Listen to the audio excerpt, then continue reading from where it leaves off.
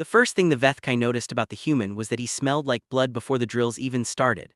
Not the blood of combat, not the blood of honor, old blood, dried blood, the kind that had soaked through cloth and cured against skin over days, maybe longer. Sergeant Orvan, third cycle veteran of the Conclave's most decorated strike unit, stood 2 meters away from the new recruit and said nothing for a full rotation of the facility's ventilation cycle. He simply catalogued. The human was not large. The Vethkai had been told in briefings, in cultural exchange documents, in quiet warnings passed between unit commanders that humans were deceptively physical. Orvan had expected something that at least looked threatening. What he got was a creature of average height, asymmetrical musculature, a jaw that seemed permanently clenched, and eyes that did not move the way eyes were supposed to move. They didn't track, they absorbed. His name was Specialist Marcus Hale. His file said 29 standard years. His file also said he had survived something called the Cerberus incident, and that field notation was followed by a classification code Orvan did not recognize and had been told when he inquired not to pursue further. That was the first thing that should have told him something was wrong. The second thing, the human hadn't asked for a bunk assignment. Every recruit processed into Vethkai Strike Unit 7 asked within the first 6 hours where they would sleep. It was a universal need. It was biological. Even the Dreth, whose species barely distinguished between conscious and unconscious states, asked where they would be positioned during rest cycles. Marcus Hale on day 1 had simply found a corner of the training bay near a structural support column, sat down with his back against it so the wall covered 2 angles, and closed his eyes. When Orvan's second-in-command, a Dreth named Visak, asked the human if he needed to be shown to the barracks, Marcus had opened one eye and said, "I'll stay here for now." Visak had reported this to Orvan as an anomaly. Orvan had logged it as a potential socialization deficiency. Neither of them had considered a third possibility because neither of them had context for it. They would, eventually. The mockery started on day 3. It was inevitable. Strike Unit 7 was composed of the Conclave's finest, and finest had particular meaning among species that had been fighting wars since before humanity discovered controlled fire. The Vethkai could survive atmospheric pressure shifts that would liquefy human organs. The Dreth could regenerate lost limbs within 2 standard days. The Keth, the unit's heavy assault pair, could process tactical information at speeds that made real-time combat look like slow motion to them. Against this backdrop, a single human specialist with a classified incident in his file and an apparent inability to sleep in a bed was not impressive. He was a curiosity, and curiosity in military culture across most of the galaxy curdles quickly into contempt. It was a Keth named Brawl who started it. In the mess hall on day 3, as Marcus consumed a meal pace that the unit's cook had modified after 3 failed attempts to provide human-compatible nutrition, Brawl announced to the table that the Conclave's decision to integrate human units was the most elegant diplomatic gesture in Alliance history. When asked why, Brawl said, "It shows we are willing to accept anything, even mascots." The table found this amusing. Marcus did not look up from his food. That too should have told them something. In Orvan's experience, beings who were mocked and said nothing were either broken or waiting. The broken ones eventually cracked under social pressure, requested reassignment, or simply performed badly enough to be removed. The waiting ones were a different category entirely, and in his 40 years of military service, Orvan had only encountered 3 of them. All 3 had eventually led something. 2 had survived the experience. He did not share this observation with his unit. The first drill that actually confused the unit happened in week 2. It was a standard endurance circuit, 40 hours of continuous simulated combat operations, sleep deprivation, caloric restriction, and randomized hostile engagement, designed for Vethkai physiology, punishing for Dreth, theoretically survivable for Keth. For a human, the parameters suggested mission planners had simply not adjusted the template. At hour 30, Visak collapsed. Dreth biology, despite its regenerative capability, was not optimized for continuous neural load. At hour 34, the Keth pair entered a metabolic conservation state that reduced their combat effectiveness by 60%. At hour 37, Orvan himself, veteran of 40 years, survivor of 6 campaigns, sat down against a training corridor wall and had to consciously override his body's demand for rest. Marcus Hale at hour 37 was doing push-ups, not because he had been ordered to, not because the drill required it. He was doing them the way a person sharpens a knife when they have nothing else to do, methodically, without apparent awareness that anyone was watching, in a corner of the corridor while the rest of his unit was in various states of shutdown. When Orvan asked him, through genuine physiological confusion, what he was doing, Marcus said, "Keeping warm." The facility temperature was precisely calibrated. It was not cold. Orvan stared at the human for a long moment. Then he asked how the human was still upright at hour 37. Marcus looked at him with those absorbing eyes and said, "This isn't that long." He did not elaborate. Orvan did not ask further. But that night, technically that rest cycle, he accessed the partial, unclassified portions of the Cerberus incident file again. What he could access was sparse. Planetary Survey Mission. A communication blackout lasting 61 standard days, 3 survivors from an initial crew of 40.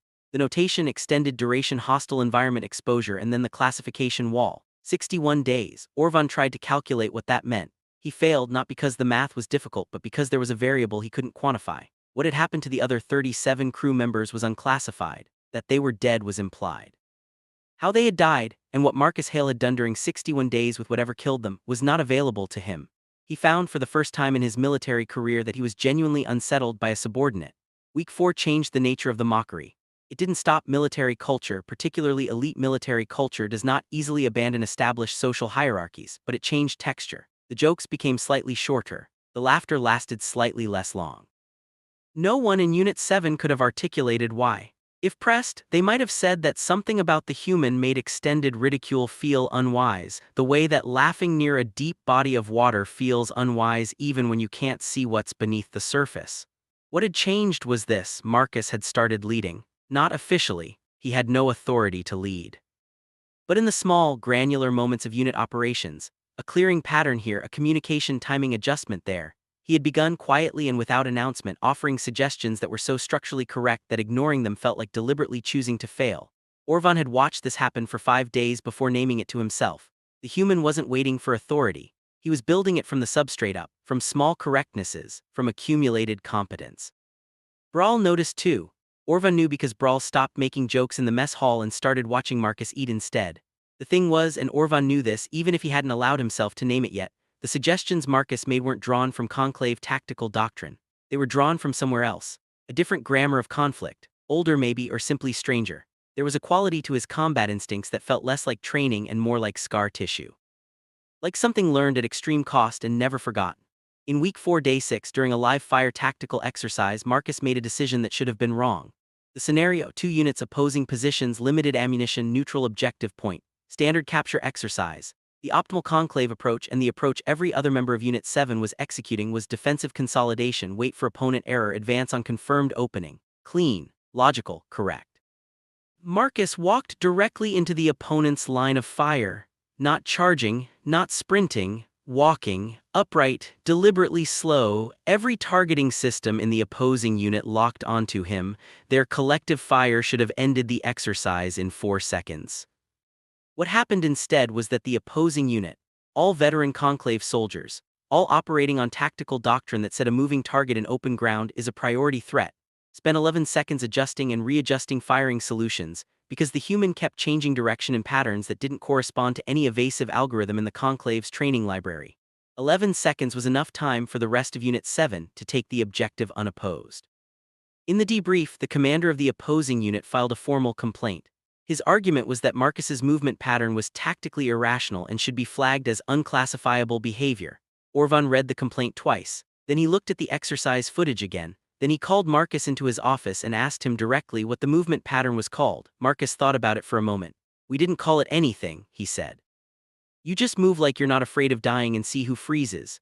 The silence that followed was not comfortable. "And if they don't freeze?" Orvan asked. "Then you find out fast," Marcus said, "and the rest of your unit still has 11 seconds. Orvan dismissed him, sat alone with the footage for another hour. The thing that bothered him, the thing he couldn't categorize, was not the tactic itself. Sacrifice-based distraction was not unknown in conclave doctrine. What bothered him was the expression on the human's face during those 11 seconds. He had watched the footage frame by frame. There was no calculation in it, no performance of bravery, no fear suppressed. There was something much harder to name, a quality like patience. Like a man walking to a bus stop he had been to 100 times before. Marcus Hale had walked into enemy fire looking bored. The unit's understanding of the human shifted for the last time in Week 6, during what was supposed to be a bonding exercise. Unit 7 had a tradition, old Vethkayan origin, of sharing combat histories on the night before a major joint exercise.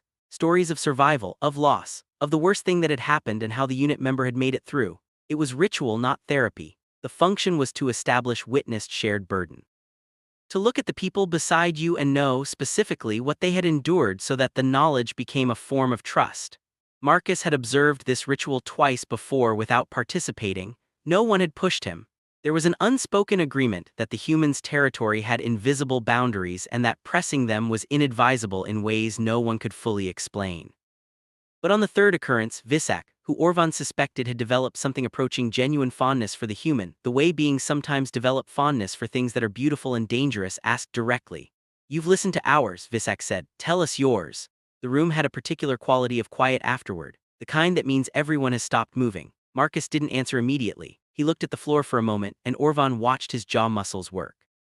Then he looked up and said, "You want to know about Cerberus?" No one confirmed it, no one denied it. "There were 40 of us," Marcus said. "Survey mission. The planet's atmosphere was supposed to be stable. It wasn't. When the storm hit, it wasn't a storm like you're thinking. It's a thermal inversion event that turns the lower atmosphere into acid. It happened in about 6 hours. We lost communications in hour 2. By hour 14 we'd lost the ship."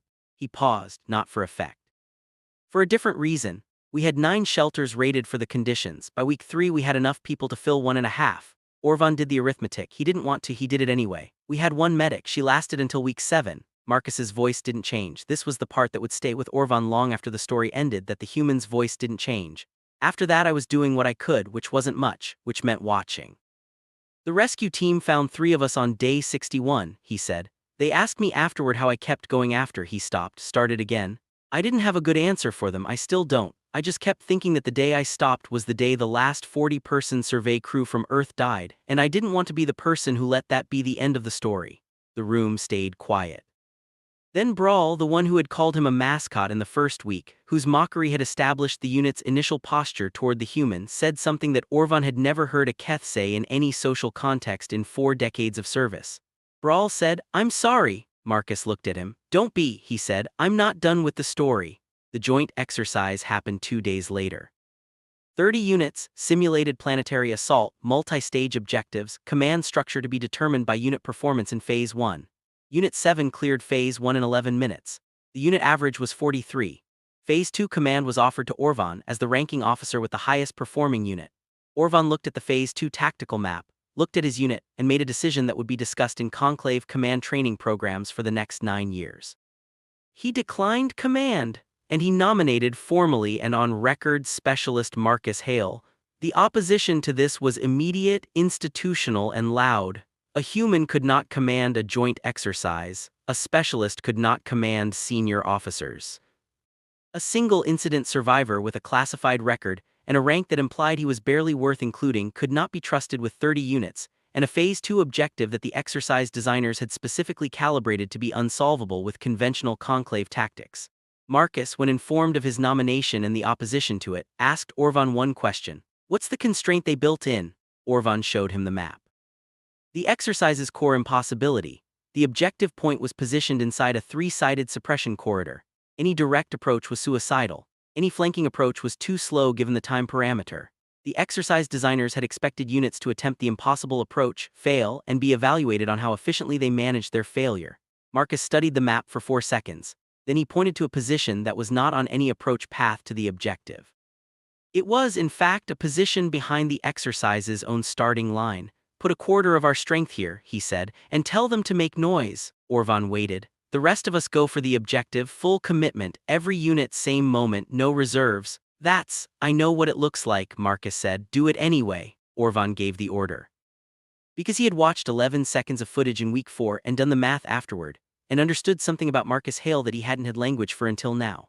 Marcus did not calculate odds the way the conclave calculated odds. He didn't factor survivability the way conclave doctrine factored survivability. He operated from a different equation entirely, one where the variable on the table was not probability of success, but what happens if we don't stop. The exercise result was logged as anomalous. The objective was taken. The suppression corridor was overwhelmed not because the tactical situation changed, but because every unit Marcus commanded behaved as though there was no version of the next 10 minutes in which they didn't succeed. The exercise designers spent 3 days reviewing the footage before concluding that the result was statistically valid and simply hadn't been anticipated. What they wrote in their report, and what would be quietly removed from the public version, because certain facts make institutional architects uncomfortable, was this. The human commander appears to have transmitted, through mechanisms not fully understood, a psychological state to 30 multi-species units that caused them to operate beyond their documented performance parameters. Further study recommended. Further study was not authorized. On the night after the exercise, Orvan found Marcus in the same corner of the training bay where he had slept on the first night, back against the structural column covering 2 angles. "You should have a bunk by now," Orvan said. "I have one," Marcus said. "I just don't always sleep there." Orvan sat down near him. Not next to him, there was still something in the human's radius that made proximity feel like trespassing, but near enough for conversation. He was quiet for a moment. Then he asked the question he had been carrying since week 2. The 37, he said. On Cerberus you spent 61 days with whatever killed them. What was it like? Not the survival, not the tactics, what was it like to keep? Marcus was quiet for longer than felt comfortable, long enough that Orvan thought he wasn't going to answer. You know what the hardest part was, Marcus said finally. It wasn't the cold, it wasn't watching people go. It wasn't even the part where the math was obvious, where I could count the remaining food and do the arithmetic and know exactly what the numbers meant. He paused. The hardest part was waking up on day 40 and realizing I wasn't surprised I was still alive. Orvan said nothing. I should have been surprised, statistically. By every model we had I should have been gone by day 20, but I woke up on day 40 and it just felt, he stopped again, normal. Like this was just what my life was now, and I didn't know if that was strength or if something had broken that wasn't supposed to break. He looked at the ceiling of the training bay. I still don't know, he said. Orvan sat with that for a while. Outside the bay, the facility hummed its institutional hum, life support, power regulation, the 1,000 mechanical heartbeats of a structure designed to maintain beings who were built to kill things. He thought about 40 years of service. About every enemy he had faced and classified and defeated through superior capability or superior numbers or superior technology. He thought about the calculus of warfare as the Conclave understood it, the clean, logical architecture of force against force, strength against strength. He thought about a human walking upright into enemy fire, looking bored, and he finally understood what it was that had unsettled him from the beginning. Every species the Conclave had ever encountered had a breaking point. The Conclave had won wars not because they were strongest, there were species stronger, and not because they were fastest, there were species faster, but because they were better at identifying the breaking point of their enemies and applying pressure there. Orvan had served 40 years, he had studied breaking points. He knew what they looked like from the outside, what they felt like in a unit, what the moment of fracture looked like in battle footage and in the eyes of prisoners. He understood on a cellular level what it meant for a being to reach the limit of what it could endure. Marcus Hale had reached that limit on Cerberus. He had reached it and kept going, and when he woke up on day 40 and felt normal, something had happened that Orvan was only beginning to understand the implications of. The limit hadn't moved, the math hadn't changed, the acid atmosphere hadn't become less lethal, the food supply hadn't expanded, the dead hadn't returned. Nothing external had changed. What had changed was Marcus's relationship to the limit itself. And Orvan, sitting in the training bay at the end of week 6, began to understand, with the slow, dawning horror of a military mind confronting a variable it had never been given a category for, that this was not a Marcus Hale phenomenon. He had read the history files, not the military history, the deep ones, the ones the Conclave's cultural anthropologists had compiled when first contact with humanity was being evaluated. He had skimmed them, initially the way one skims context documents, looking for tactical relevance, filtering for operational data. He had noted the wars and the survival metrics and the environmental adaptation records and moved on. He had not stopped to ask the question he was asking now. How many times had they done this? Not survived. Survival was a statistic. How many times had humans as a species reached the point where the math said stop, where logic said stop, where the physical parameters of the situation said stop and then simply not stopped? Not because of technology, not because of superior capability, but because something in their architecture didn't recognize the instruction. He looked at Marcus, who had his eyes closed now, back against the structural column, covering 2 angles in a training bay where there was no threat because the threat assessment never fully switched off. He thought about what it would mean to fight something like that. Not one of them, all of them, millions, billions. A species that had been reaching its breaking point since before recorded history and had apparently decided collectively that breaking points were suggestions. He thought about the complaint from the opposing unit commander in week 4, tactically irrational, unclassifiable behavior. He thought about the exercise designer's report, operated beyond documented performance parameters. He thought about Brawl, the deadliest Keth warrior in 3 Conclave campaigns, saying I'm sorry to a human in a bonding ritual. He thought about 30 multi-species units taking an unsolvable objective, because a specialist with a classified record had asked them to, and they had believed him and the belief had been enough. He sat for a long time with all of this. Then quietly in the dark of the training bay, Sergeant Orvan of the Vethkai, 40-year veteran, 3rd cycle survivor, the closest thing to a military philosopher his species produced, allowed himself to feel something he hadn't felt since his first campaign. He felt afraid, not of Marcus, not of the exercise result, not of any single human thing he could point to and name. He was afraid because he had spent 40 years studying the architecture of war, and he had just realized that somewhere in that architecture there was a variable he had never accounted for. A species that had been losing catastrophically repeatedly at scale for all of recorded history and had never learned to stay down. not because they were built to win, but because somewhere in the long dark of their evolution, in the acid atmospheres and the 61-day silences and the waking up on day 40 still breathing, they had simply forgot how to accept that this was the end. And the galaxy Orvon understood now had been watching humanity for less than a century. It had no idea. Marcus opened one eye. "You should sleep," he said. "Big day tomorrow." Orvon looked at him. "Yes," he said. He stood up, walked to the barracks, lay down in his bunk and stared at the ceiling for a long time before sleep came. In the training bay, Marcus closed his eye again, back against the column, covering two angles, in a building full of the deadliest warriors the Conclave had ever produced. Not one of them scared him. He had sat with scarier things in smaller rooms and waited them out. He was good at waiting. He had learned how.